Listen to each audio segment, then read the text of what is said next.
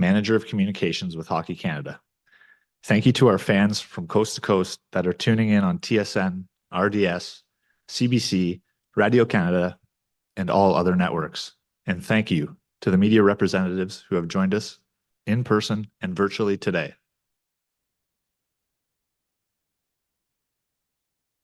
Today is an exciting day for Hockey Canada and the Canadian Olympic Committee. In a few minutes, we will unveil the 25 National Hockey League players nominated to Team Canada's men's hockey team for the 2026 Milano Cortina Olympic Winter Games. Before we unveil that roster, I would like to introduce today's speakers. Catherine Henderson, Hockey Canada's President and Chief Executive Officer. Scott Salmond, Hockey Canada's Senior Vice President of High Performance and Hockey Operations. And Doug Armstrong, General Manager of Team Canada's men's hockey team for the 2026 Olympics. At the conclusion of our formal agenda, there will be a Q&A session with our speakers. At this time, I'd like to invite Catherine Henderson to the podium for a brief opening statement.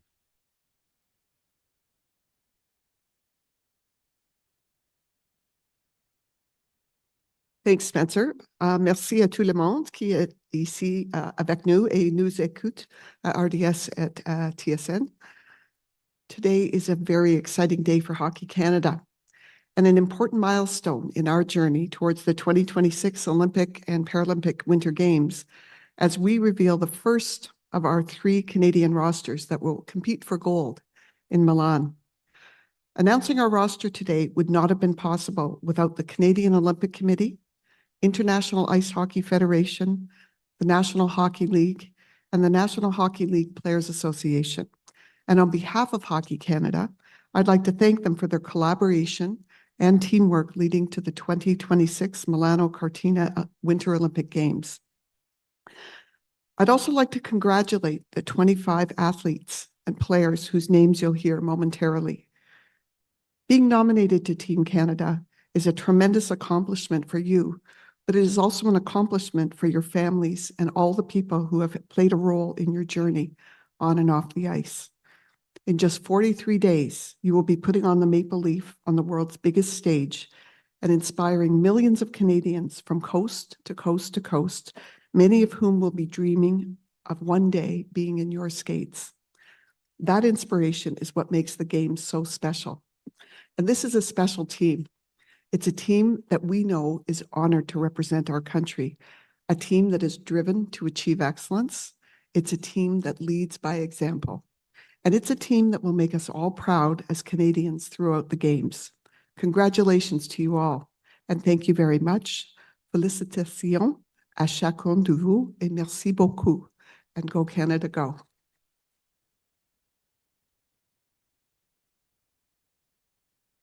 Thank you, Catherine. Merci.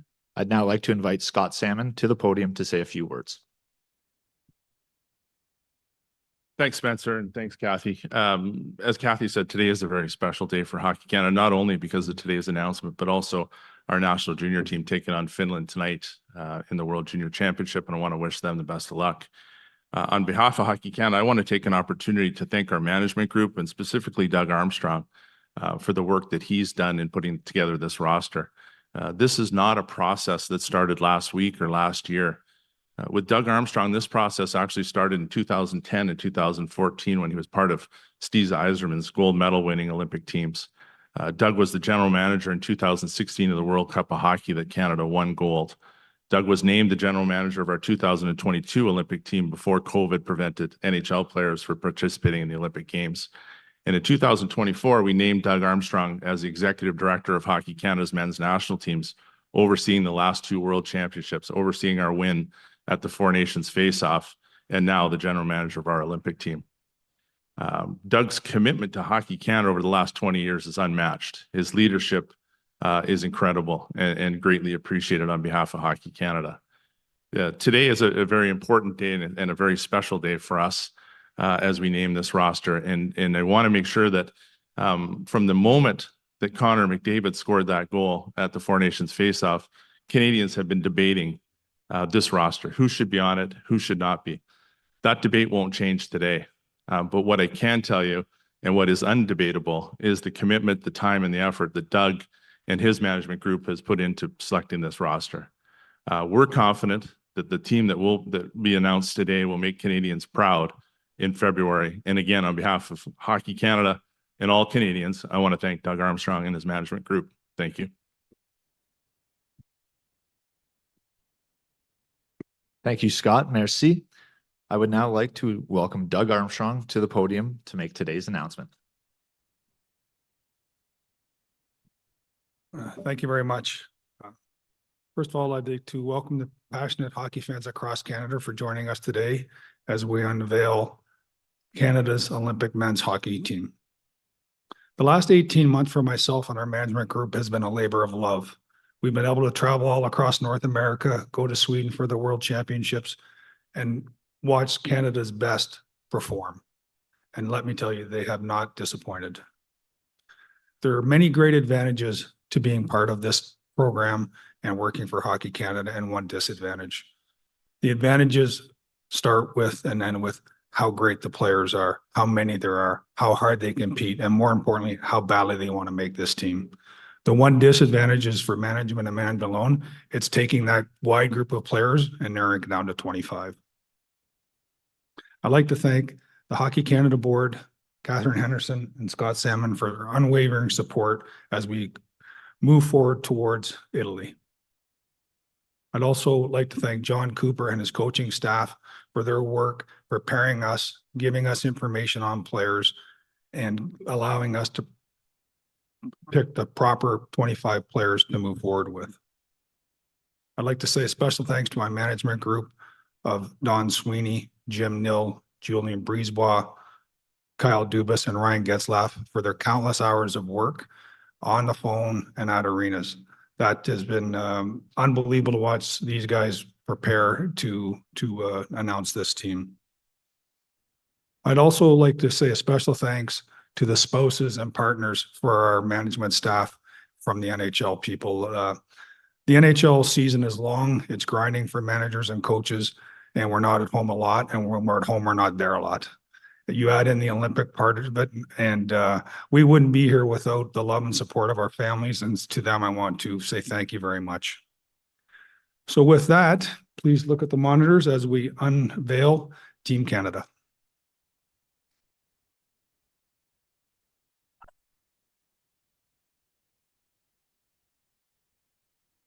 Jordan Binnington, Richmond Hill, Ontario.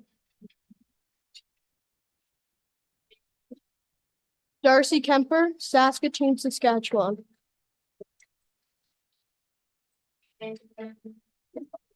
Logan Thompson, Calgary, Alberta.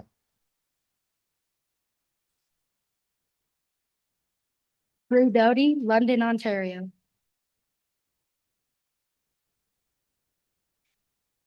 Thomas Harley, Syracuse, New York.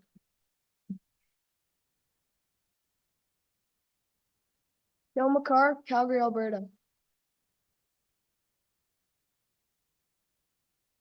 Josh Morrissey, Calgary, Alberta. Colton Pareko, St. Albert, Alberta. Travis Samhan, Melbourne, Manitoba.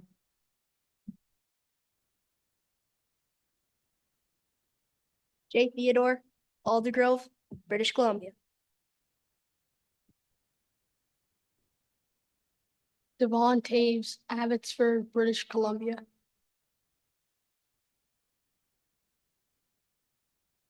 Macklin Celebrate, Vancouver, British Columbia.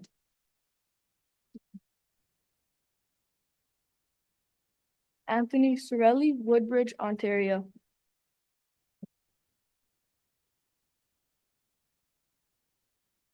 Sidney Crosby, Cole Harbour, Nova Scotia.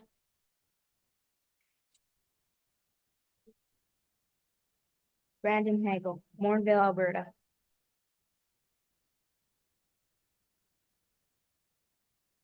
Bo Horvat, London, Ontario.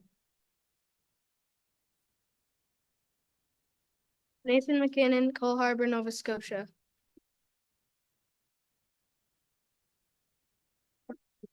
Brad Marchand, Hammonds Plains, Nova Scotia.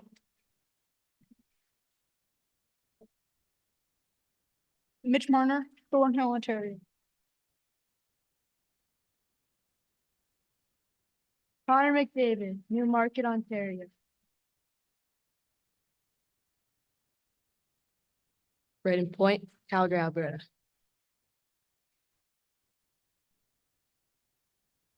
Sam Reinhart, West Vancouver, British Columbia.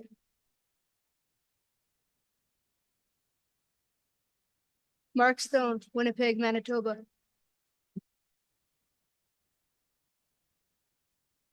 Nick Suzuki, London, Ontario. Arm Wilson, Toronto, Ontario. Go Canada, go. Go Canada, go. Go Canada, go. Go Canada, go.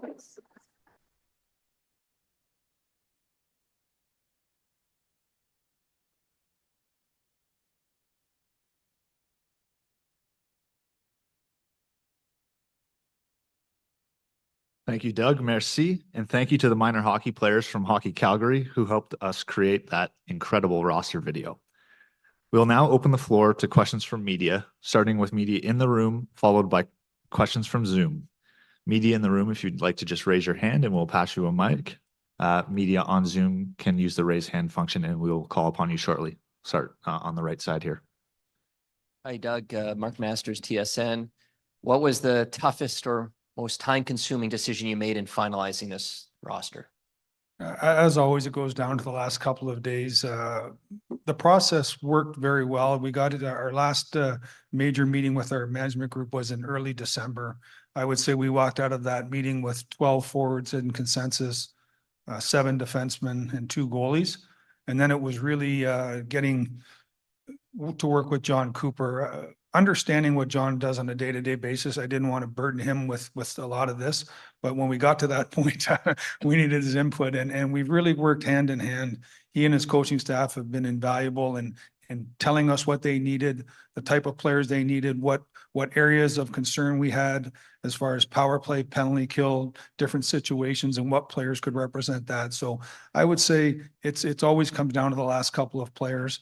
And as I said in my opening remarks, it's very difficult because there's so many worthy players here. And I can just say one thing, not one player played their way off of this team, just 25 guys played their way on. When it came to Connor Bedard, how much did the injury impact kind of the decision-making process for him? I'm not going to say not a lot, quite honestly. His name was right there to the last second because we could have named him and then move forward. But I think the reality is there's so many good players and we just had difficult decisions to make. Right behind Mark there. Hey, Doug, Kyle Bukowskis from Sportsnet. So it felt like for, I don't know, at least the last month on the outside that Macklin Celebrini was a name that he had done enough to make the team internally. At what point did you guys decide that despite his age, it was undeniable that he deserved to be part of the roster? Early December. He was one of our 12 that had done enough to make us comfortable that he was someone we wanted to present to the coach, that of our 12 core players or 12 players that we had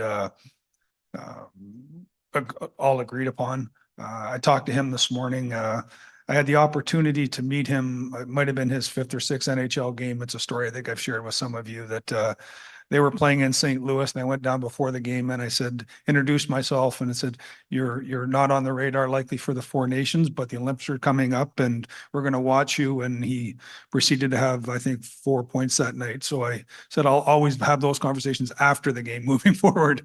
But since then, he's really taken off. He's gone to the Worlds. He fit in very well socially with the top players in the game, and his product on the ice speaks for itself. So he worked his way on, and you know, his resume is shorter, but is extremely filled out for his age.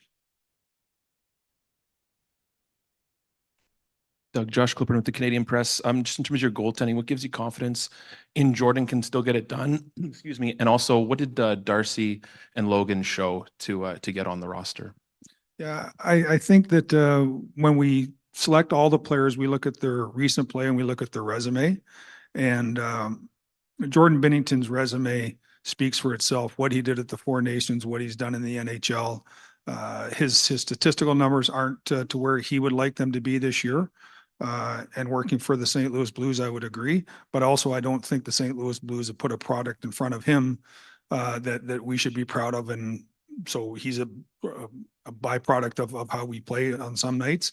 But I think talking to the coaches and the management, and that was the one thing that surprised me a little bit with the group, was his name never came up as you know, a question mark. I think what everyone saw from him at the Four Nations cemented his legacy for this tournament. And what I've seen over his career made it easy for me to go that direction. With the other two, I think Logan statistically has been maybe the top goaltender over the last couple of years. Canadian goaltender. He was very close last year on the Four Nations. All he's done since then is play exemplary hockey. And Darcy has a great resume. He's got the Kings in a good spot. He's a Stanley Cup champion. So we believe in those three. We have the proper components. And just follow up, but injuries are unfortunately part of the game. Is there a standby list? And if so, how many and what's the message to those guys? Yes, there is a standby list. We're not going to give a definite number. What we've tried to do is give you some insight into our thought process. It's not one player out, one player in. What we're going to do is say, if this style of player gets hurt, we'll have a list of players to look at. If this style of player gets hurt, we'll have a list of players to look at. That list is it's long, but not too long, because there's different style of players that we want. And we've asked the players if they want to stay on that list. Part of the requirements to be on that list is you have to continue with the testing that the Olympic Committee does. And you know, to a man that I've talked to, they said they want to stay on the list. Everyone, you know, hopes that the 25 guys have health till then, but their job is to prepare that if someone unfortunately is injured, they're the first name they're at the top of that list that we're considering. Doug, Guillaume Lepage with LNH.com. Nick Suzuki wasn't on the roster at the Four Nations. What have you seen from him in the last few months that convinced you to put his name on the list? He's just continued to be a very good player. And I have to say that Marty St. Louis has done a fabulous job. As their team ascends, you look at why. And Nick is a major player in that. The pressure that goes playing in Canada is one level. The pressure playing in Montreal is a different level. Then the pressure of being the captain of the Montreal Canadiens is at a different level. And what impresses me about Nick is his ability to compartmentalize all that and still be a top player every night. We love his versatility. He can not a major penalty killer for the Canadiens this year. And we talked to their management group about that. And a little bit of that is just managing his ice time. But we know he can kill. We know he can play the power play. We know he's a 200-foot player. And what we wanted to do as a management group is to provide John Cooper with players with a lot of different tools in their toolkit. And Nick is one of those players.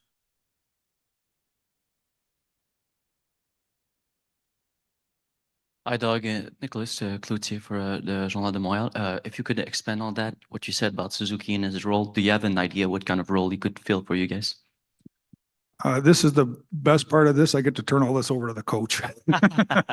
So we have a vision of when we picked the players, and that's where John was very helpful of asking us what we saw in these players and how they could support our team. And I guess where John will decide where Nick plays and who he plays with. But what we are comfortable is telling John that Nick is a multi-talented player that can fill a lot of roles.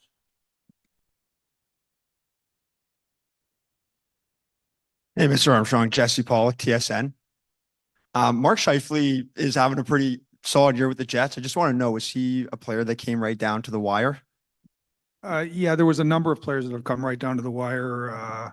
And I would say, just to ensure that we all make the Olympics, I'll hold my answers to questions of players that are on the team, not on the team. So, but yeah, there's so many players that are right on the cusp. And I said, and I really meant that no players played their way off this team.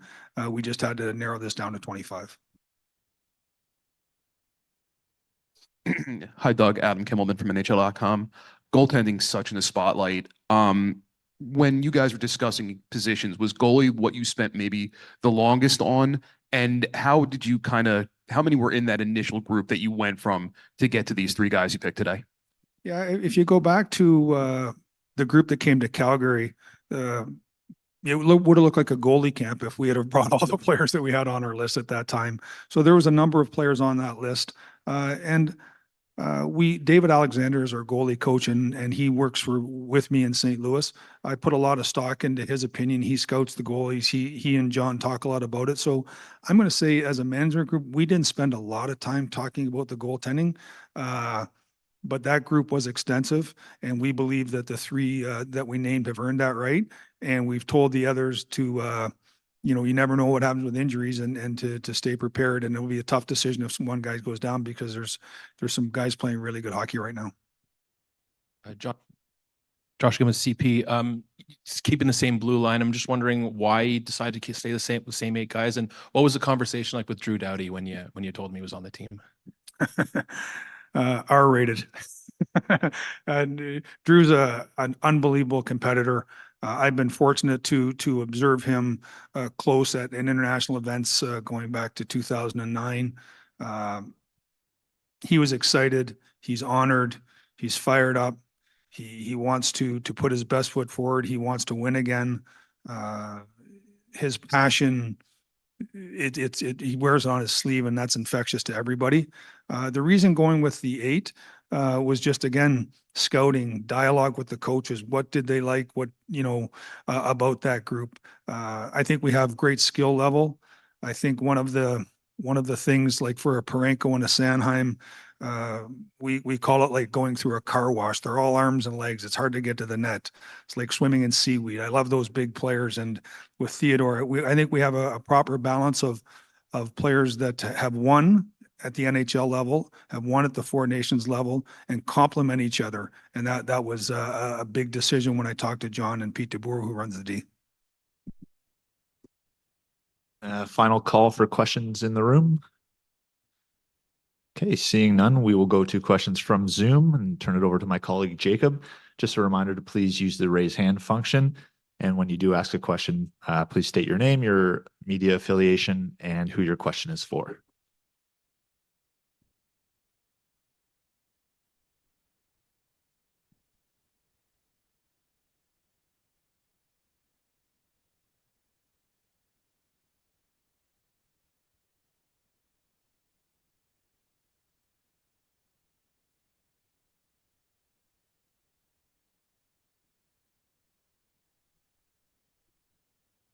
Hey, Doug, it's Andrew Gross from Newsday in New York. Thanks for doing this. I was just wondering specifically about Bo Horvat, what you and your team saw out of him this season, and why you think Bo is a good fit for this group of 14 forwards. Thanks. Thank you for the question. Bo has a lot of the attributes we're looking for. We want to be able to play inside, get to the net. He's a player that played left wing with McKinnon at the World Championships last year. Can play multiple positions for us. I think right now he's of the players we selected, he's our highest faceoff guy. So he adds that element to the selection process. Just an all around good 200-foot player, can touch both ends of the special teams if needed, and has a multi-positional aspect to him that made him a very appealing player for us. Hey Doug, it's Ethan Sears from the New York Post. Was just wondering about Matthew Schaefer. How tough a decision did he make this for you guys, and at what point did he sort of maybe play himself onto the radar as a guy who presumably had not been on the radar going into the season? I'll be honest with you, he wasn't on my radar at the start of the season. But his play is exemplary, and as I said, I don't want to spend a lot of time talking about players that didn't make the team, but to me, this is a special occasion because he's an 18-year-old man that we're talking about playing in the Olympics. So he's a fantastic talent. He brings you out of your seat every night. He's got maturity beyond his years on and off the ice. And so I was shocked at how quickly he worked his way into our conversations, and that's a credit to him. And the Islanders are very lucky, and hockey's very lucky to have a young player like that coming on the horizon. Hi, folks. Garrett from CTV. Thanks very much for your time and the question. I was wondering, Doug, or maybe Scott or Catherine, you might want to chime in, but if you have received any reassurance on the state of the arena in Milan, if any of the players you've spoke to have expressed any concerns about the arena in Milan, if any contingencies are being planned, just kind of an update on that. It's Scott Salmon here. We've spent a lot of time in Milan ourselves. I've been there personally 3 times, and the day after the World Juniors ends, I'll be going back. And so I told Doug yesterday that we'd have a much better idea where we are in the facilities, both the main arena and the practice facility. We have again taken some steps to make sure that we have backup plans should we need them. But we fully expect, and we've heard from the IHF and the IOC that the arena will be built and it will be ready, and that's our expectation. Hey, Doug, Patrick Johnston here from Post Media. I think you said to Pierre LeBrun the other day that you were looking at, who you guys were playing, not just the US, so on. I'm wondering what sort of your guiding question in assembling this roster is. Is this the best 25 players in Canada, or was there a sort of style you guys wanted to play? What guided you in picking these players in the end? We believe this is the best team we could select. There's as I said earlier, there's a lot of aspects that go into the team. You look at Hagel Sorelli's penalty killing. It's exemplary in the NHL. That's an area that we want to make sure that there's not going to be a lot of power plays, but a power play goal will count even higher because there's not that many. So players like that come in with something that they can provide along with other assets. So what we've tried to do is build the best team. And we have to do our job to get an opportunity to play teams from the other brackets. And so we're not building this team to beat any one team. We want to build a roster that can compete with against anybody. And I assume all the other countries are doing the same thing. It's a very dangerous and slippery slope when you do something just for one opponent and you never face them. So our goal was and is to build a team that can compete with anyone. To be the best we can be. That's our goal, is just to be the best we can be, and let the chips fall where they may. And we're excited about this group that can hopefully compete against any nation that will be at the Olympics. We have one more question from Ken coming up, but this is a final call for questions on Zoom. Good afternoon, Doug. Ken Wee, Winnipeg Free Press. You've seen him a lot. What are you expecting to see from Josh Morrissey on the Olympic stage after what he's done both at Four Nations and for the Jets for the last number of years here?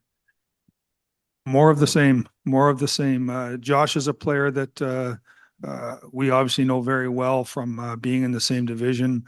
His game is getting stronger every year.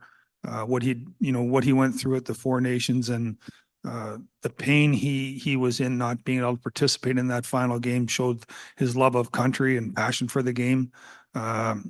We played Winnipeg in the first round. He was a phenomenal player. I just think he's a heck of a hockey player, and we're not expecting or asking anyone to come and do more than what they do.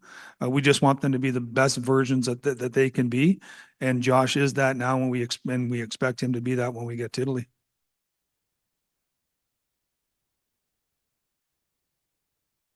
Thank you, everyone, for joining us today. This concludes our press conference. On behalf of Hockey Canada, we wish you a happy new year, and we look forward to representing Canada at the 2026 Milano Cortina Olympic Winter Games. Thank you. Merci à tous et à toutes de votre présence. La conférence de presse d'aujourd'hui est maintenant terminée. Au nom de Hockey Canada, nous vous souhaitons une bonne et heureuse année. Nous avons hâte de représenter le Canada aux Jeux olympiques de 2026 à Milan Cortina en février.